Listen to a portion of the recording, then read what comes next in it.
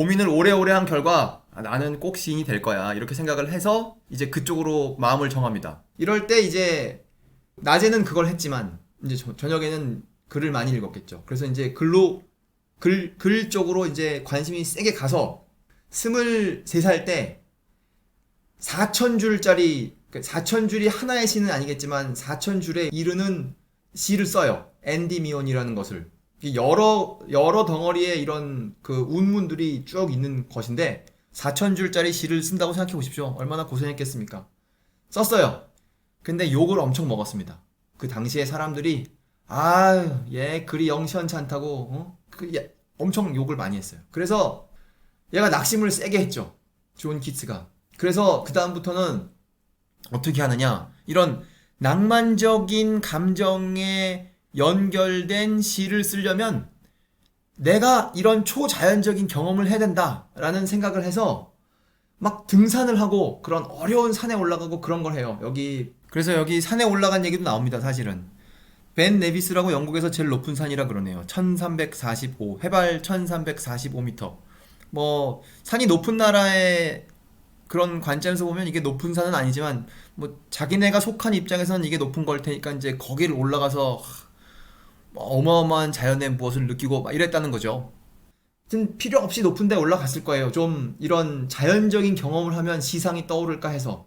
이때 경험을 가지고 이제 그가 정신적으로 성장했다 이렇게 이제 사람들이 알고 있죠. 그러다가 이제 결핵 증세가 나와요. 그래서 결국 나중에 죽죠. 그래서 이게 이 사람의 엄청 짧은 일생인데요. 이 가운데에서도 이 사람 약혼도 하고 근데 건강이 너무 좋지 않기 때문에 결혼을 할 수가 없죠. 그러면서 흐지부지 25살의 나이로 인생이 끝납니다. 그 키츠와 쉘리는 이제 편지를 주고받는 사이였는데요. 이제 그 키츠가 죽었다는 소식을 듣고 그때쯤에 이제 쉘리가 한 행동입니다. Shelley often corresponded with Keats in Rome. 그 쉘리가 로마에 있을 때 종종 키츠와 편지를 주고받는데요. Loudly declared that Keats' death had been brought on by bad reviews in the Quarterly Review. Quarterly Review라는 그 문학 평론지가 있는데 거기에서 이제 사람들이 글을 쓰면 이제 그거에 대한 뭐랄까 평가나 뭐 그런 걸 하죠. 근데 키츠한테 좋은 말을 해준 적이 없어요. 키츠를 아주 쉬운 말로 까죠. 그래서 다시 이제 쉘리가 쓴 글로 돌아가면 거기에서 키츠를 뭐 글을 못 쓴다 시원찮다 맨날 그래가지고 그게 너무 심해서 키츠가 죽어버렸다 이거죠 라고 쉘리가 얘기했어요. 그러니 당시에 얼마나 골치 아프게 키츠가 살았는지 이걸 봐도 알 수 있죠. 하지만 그 주변에서는 그 키츠의 잠재력, 그 잠재력을 알아본 사람들이 있었기 때문에 그때부터 시간이 흘러서 결국 그 작품들의 진가를 인정받게 되죠. 이 사람이 쓴 글이 많이 있는데요. 이 작품으로 말해야 되는 사람이니까 이 사람을 이해하려면 뭐 언제 뭐 했다 이런 걸 읽는 것이 아니라 이 사람이 쓴 글을 하나 좀 자세히 보면 이 사람을 느낄 수 있을 것 같아요. 이제 이 사람을 유명하게 만든 중요한 글 중에 하나를 읽을 겁니다. 뭐 그런 것에 대한 의견은 뭐 사람마다 다르겠지만 이제 이거는 제가 녹음하는 거니까 제가 마음대로 하나 글을 골랐습니다. 그 제목이 이거예요. Ode on a Grecian Urn. 그리스 항아리에 붙이는 노래. 그러니까 이 좀 설명을 하자면요. 그리스 항아리 우리 알지 않습니까? 항아리. 근데 그 대형 박물관에 가면 영국 박물관에 가면 거기 저는 그 박물관이 그 일종의 작물을 모아놓은 곳이라고 생각하는데 작물은 흔히 숨기잖아요. 근데 거기는 작물을 전시해놨죠. 세계의 온갖 동네에서 이 집어온 더 심한 말이 있지만 그냥 집어온이라고 하겠습니다. 그런 물건들을 진열해 놓은 곳인데 근데 당연히 이제 그 로마의 유적이 있죠. 또 로마의 유적은 그리스 거를 로마에서 갖다 쓰기도 했고 아니면 아예 그냥 그리스에서 직접적으로 런던에 오기도 했겠죠. 그런 항아리입니다. 그리스에서 만든 항아리. 되게 오래된 항아리죠. 이 사람이 지금 1800 몇 년에 그걸 봤을 거 아니겠습니까? 그러니까 그리스 항아리 한번 생각해 보십시오. 이렇게 안정되게 생겼고 거기에다가 그림을 그렸죠. 이렇게 사람 그림을. 그 그림을 그렸다는 것은 제가 이제 두리뭉실하게 말한 것이고 뭐 기술적으로는 그게 붓으로 그린 것이 아니고 그 뭐 색깔에 있는 것을 벗겨냈다거나 그런 자세한 내용이 있겠죠. 그냥 저는 그냥 그렸다고 할게요. 사람 모습이 거기에 보이니까. 근데 이 항아리 어느 특정한 항아리 하나에 대한 글이에요. 근데 그 항아리가 어떤 그림이 거기에 있느냐 하면은 사람들 그림이 있는데요. 거기 젊은 남녀가 있고요. 그 그림 속에 그 연인 사이로 보이는, 우리는 추측할 수밖에 없죠. 그 그림에다가 이 두 사람은 어떤 관계입니다 이렇게 써 있지 않으니까. 그리고 거기 이제 뭐 좀 자연적인 배경을 하기 위해서 꽃이랑 나무랑 그런 게 있습니다. 거기에 그 그림에 우리 그 현실 속의 그 남녀 관계를 생각해 보십시오. 부부도 생각해 보시고, 그런 관계들이 처음이 있고 중간이 있고 마지막이 있습니다. 그 마지막에 해당하는 우리 알려진 단어들을 보면, 예를 들어서 뭐 황혼 이혼이라던가 그런 단어가 있지 않습니까? 그러니까 그것이 아무리 아름답게 시작해도 그 맨 마지막까지 그 아름다움이 유지되기는 되게 어려운 거예요. 그러니까 그것이 현실이기 때문에 그런 것이죠. 사람이 그 나이를 먹어가기 때문에, 그리고 삶이란 게 그렇기 때문에. 그런데 그런 이해를 우리가 다 하고 있는 상황에서 이 키츠가 그 항아리를 본 거예요. 근데 그 항아리에 있는 사람들은 변하지 않잖아요. 왜냐하면 항아리에 있는 그림이 그대로니까. 그러니까 아까 우리가 그 황혼 이혼을 만약에 그 남녀 관계에 좀 쉽게 하기 위해 그 야구의 비유를 들어서 뭐 8회 말 9회 초라고 한다면, 이 항아리 속에 있는 젊은 남녀는 마치 로미오와 줄리엣이 처음 만났을 때처럼 한 1회 말이나 2회 초나 뭐 아직 나쁜 게 하나도 없는 그런 상황인 거예요. 그런 상황으로 영원히, 여기서 말하는 영원이란, 이 사람이 그 항아리를 봤을 때는 뭐 최소한 2000년 동안 그러고 있었죠. 그 좋은 관계를 2000년 동안 유지하고 있었던 것이죠. 그리고 그 뒤에 있는 자연 환경도, 왜 나무도 오래되면 시들고 뿌리 뽑히고 죽고 그러지 않습니까? 꽃도 당연히 그렇게 되고. 그런데 그 항아리에 아름다운 그림을 그려놓고 그 가장 좋을 때의 관계를 해놨기 때문에 그것이 영원히 유지되는 것이죠. 사실 이 항아리는 굉장히 많은 사람들이 봤기 때문에, 이 도자기라고도 할 수 있겠죠. 굉장히 많은 사람들이 봤기 때문에 이런 생각을 할 수 있는 기회는 사실 그때까지 2000년 이상 있었어요. 하지만 아무도 이런 생각을 이렇게 정교하게 하지 못했단 말이죠. 그것을 적어내지 못했단 말이죠. 그런데 키츠가, 이 결핵으로 고생하는 엄청 가난한 키츠가, 이제 곧 죽게 될지도 모를 키츠가 그 항아리를 보고 이 글을 썼어요. 그래서 사람들이 그 생각이 매우 기특하죠. 그 앞에 유명한 사람들이 그 항아리를 대대손손 봤을 텐데 아무도 그런 생각을 하지 못한 거예요. 그렇게 간결하게. 근데 이 어려운 인생의 역경에 처한 키츠가 가서 그걸 보고, 그거를, 그 항아리를 보고 그런 모두가 이해할 수 있는 깨끗한 생각을 쫙 해서 그거를 산뜻하게 딱 적었어요. 그러니까 사람들이 이거를 높이 평가할 수밖에 없었죠. 그래서 이제 우리가 드디어 이 시를 읽으러 왔습니다. 이걸 다 읽지는 않을 거고요. 부분 읽으면 이제 기분을 알 수 있게 됩니다. 여기 중간쯤에 읽습니다. Thy song. 여기서부터 할게요. Fair youth. 아름다운 젊은이여. Beneath the tree. 그 나무 아래. Thou canst not leave thy song. 이거는 옛날 말인데요. 요즘 말로 하면 You cannot leave your song. 너는 너의 노래를 떠날 수 없다. 그 말은 거기 그 노래하는 모습이 있다면 계속 그 아름다운 음악을 들을 수 있는 것이죠. 2000년 동안. Nor ever can those trees be bare. 거기에 있는 나무들 또한, 왜 나무가 시들면, 왜 이 가을이 되면 잎이 지면 그 나무가 쓸쓸해 보이지 않습니까? 그 나무는 그걸 할 수가 없다는 거예요. Nor ever can those trees be bare. 그리고 몇 줄 내려가면 이런 데가 나옵니다. Ah, happy, happy boughs. bough는 나뭇가지죠. 행복한 나뭇가지들이여. That cannot shed your leaves. shed는 떨어뜨리는 거죠. 나뭇잎을 떨어뜨릴 수가 없는 거니까 그 아까 나뭇잎이 지는 그런 걸 할 수 없는 나뭇가지들인 거예요. happy, happy boughs that cannot shed your leaves. Nor ever bid the spring adieu. 그 adieu는 굿바이죠. 봄에게 adieu라고 할 수가 없어요. 봄에게 작별 인사를 할 수가 없어요. 왜냐하면 계속 봄이니까. 2000년 이상 동안 지속되고 있는 봄이니까. 그런 나뭇가지가 있단 말이죠. 그 다음에 forever warm and still to be enjoyed. 여기는 영국이니까 더 이게 강하게 와닿았을 거예요. 영원히 따뜻하고, 그리고 더 따뜻함을 이제 또 계속 즐길 수 있는. 그러니까 오늘이 따뜻한 날인데 이제 내일 모레가 추워진다면 좀 오늘 슬프겠죠. 하지만 내일도 따뜻할 거라는 걸 얘네는 알고 있잖아요. 그러니까 계속 행복하게 따뜻한 것이죠. 만일 키츠가 포트 더글라스나 다윈 아니면 브룸 이런 데서 태어나서 자랐다면 죽었다 깨어나도 이렇게 쓰지 못할 거라고 생각합니다. 춥다는 개념이 없겠죠, 아예. 그리고 여러 줄 내려가서 When old age shall this generation waste. 이거는 시니까 이제 그 단어를 막 뒤죽박죽 한 건데요. 우리가 익숙한 차례대로 한다면 When old age shall waste this generation 이겠죠.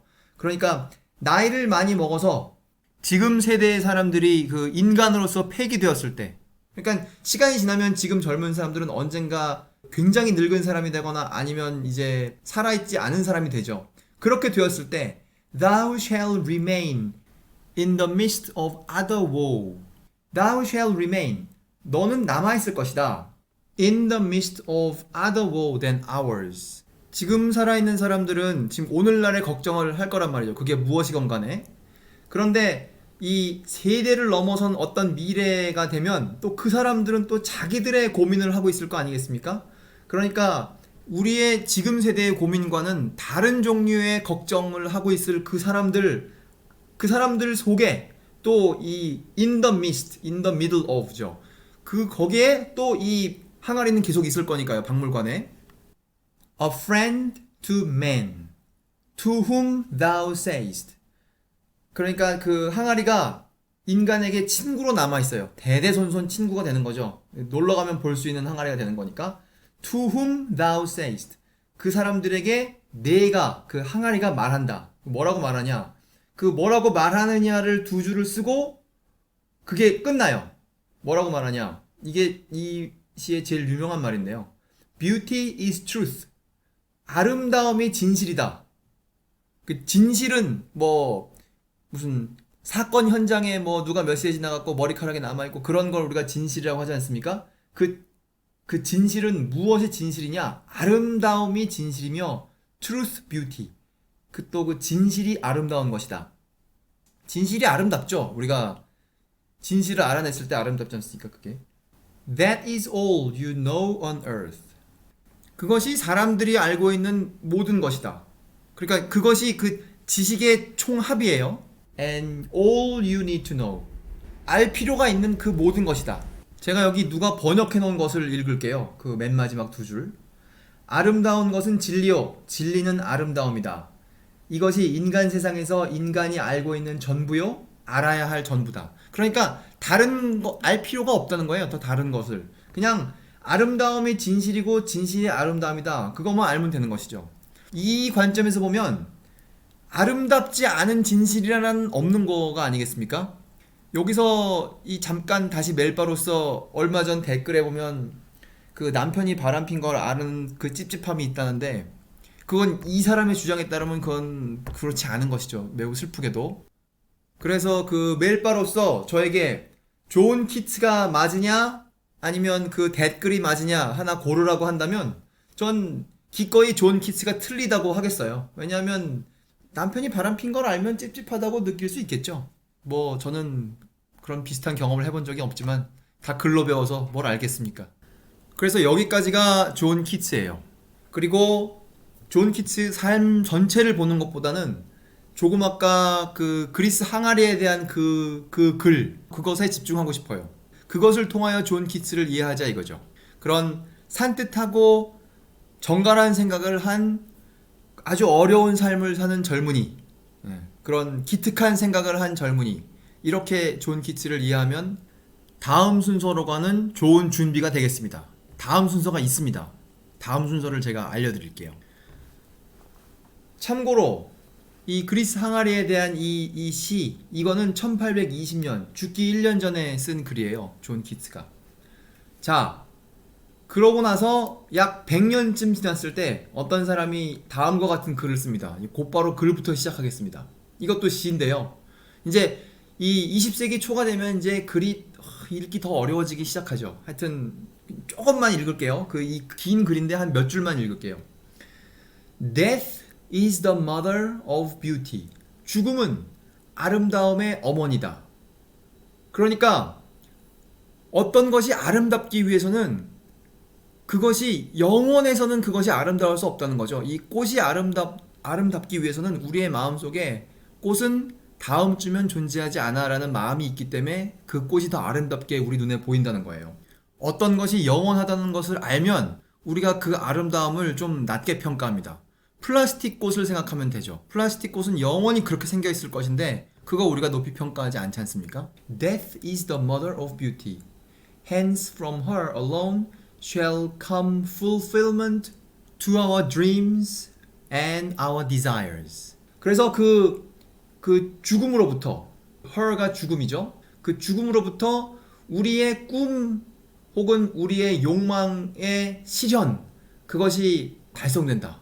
그러니까 우리가 어떤 욕망이나 어떤 꿈을 가지고 있는 그 근거에는 우리가 가진 것이 혹은 우리의 삶이 영원하지 않다는 이해가 그 저변에 깔려 있다는 거죠. 이게 뭔가 좀 어렵게 들리더라도 이제 조금 지나면 이제 다 분명해지니까, 전선이 분명해지니까 조금만 참으십시오. 그리고 몇 줄 내려가서 제가 또 읽을게요.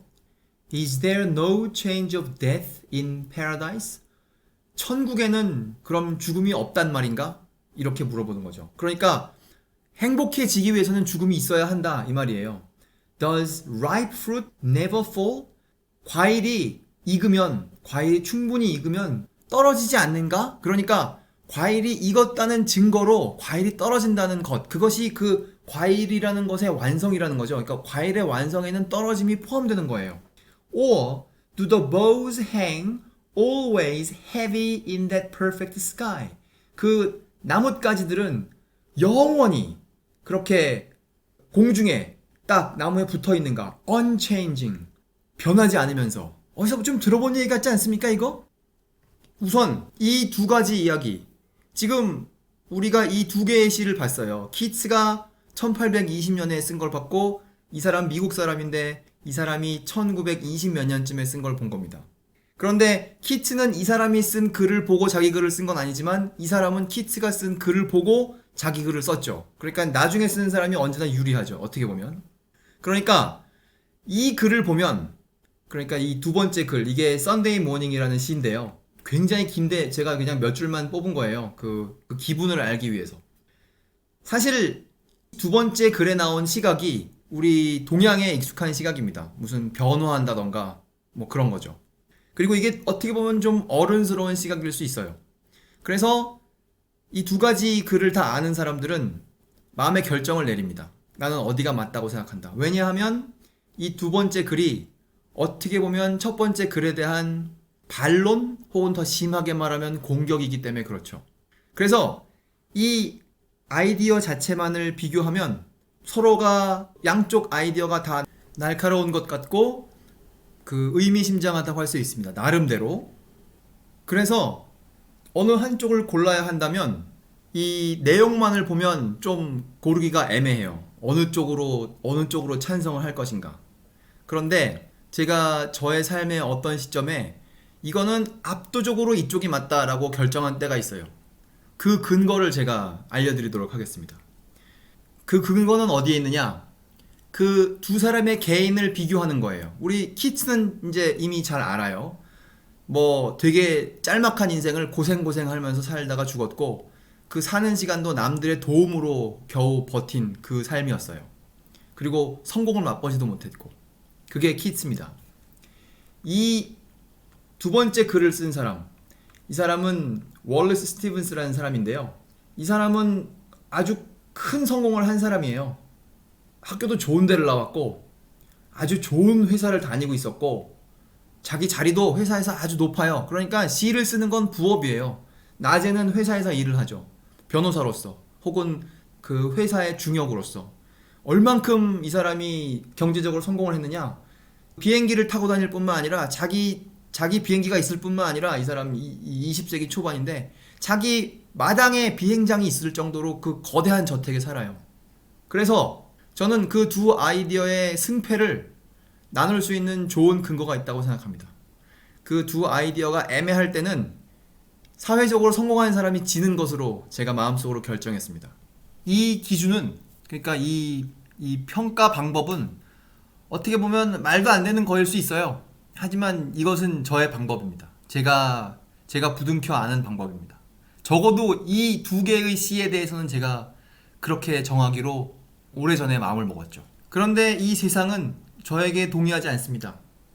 이렇게 부족한 것이 하나도 없는 이 사람에게 뭐 물질적으로나 명성으로나 혹은 권력으로나 부족한 게 하나도 없는 이 사람한테 퓰리처상까지 줘요. 일종의 뭐 노벨상 은메달 같은 거라고 생각하면 되죠. 그런데 한 가지 다행스러운 게 있어요. 뉴질랜드에서는 존 키츠에 대한 글은 볼 수 있지만, 그리고 존 키츠에 대한 기념식은 볼 수 있지만, 그리고 존 키츠를 일종의 무슨 아들 친구나 혹은 조카뻘로 생각하지만 월레스 스티븐스에 대해서는 들을 수가 없어요. 그건 다행인 것이죠. 이 관점에서 볼 때 저는 뉴질랜드 사람으로 살아야 하는 게 맞습니다. 그리고 미국은 가지 않아야 하는 것이 맞는 것이죠. 그래서 오늘은 얘기가 길었는데요. 결국 이거를 하려고 그랬던 것입니다. 존 키츠의 그 그리스 항아리에 대한 글과 월레스 스티븐스의 썬데이 모닝에 나온 그 두 개의 아이디어를 비교하고 나는 어느 쪽이 맞다고 생각할 것인가. 그것은 뭐 어느 쪽이 맞다고 생각하여 동회에다가 말해줄 필요는 없고 그냥 마음속으로 생각하면서 살면 되는 것인데, 저의 생각을 녹음에 남기기로 하여 이렇게 오늘 녹음을 남깁니다. 멜번에 산다 공식 헌정 팟캐스트 키위랑 호주 가자. 오늘은 어떻게 보면 좀 복잡한 얘기기도 하고 긴 얘기기도 한데 들어주신 여러분 감사합니다.